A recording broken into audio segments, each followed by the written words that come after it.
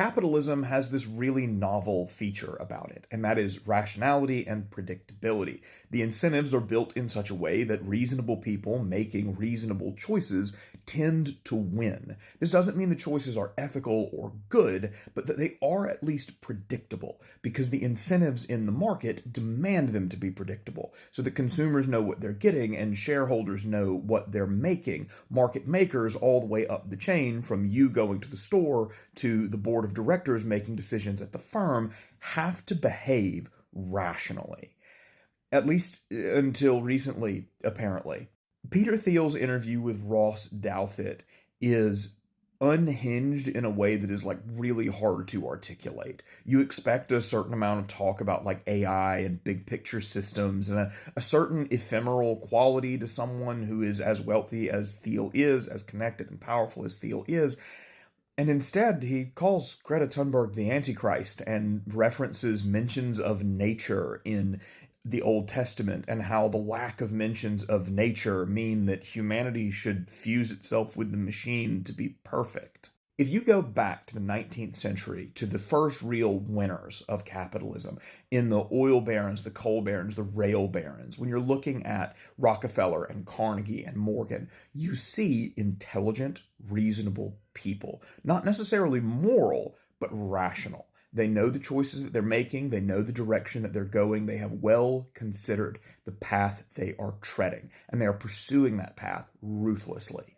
And then you watch, say, Mark Zuckerberg go on Joe Rogan and talk about the need for masculinity at Meta, and for him, apparently that means taking tea, getting a gym membership, and wearing a gold chain. You see Elon Musk schizo-posting on Maine and having a very public, very messy fallout with one of his many kids that he's abandoned. You see Peter Thiel talking about the Antichrist and literally, practically a direct quote, how the woke AI will follow us to Mars.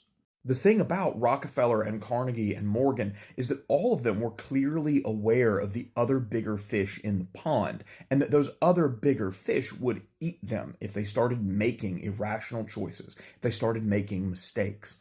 But now the biggest fish in the pond are so big that they are under no threat from competition anywhere, and it seems like their own choices don't even have a negative impact on them. Think back again to, say, J.P. Morgan, one of the biggest financial players of the Industrial Revolution, and put him beside Elon Musk, one of our biggest players in the tech revolution of today.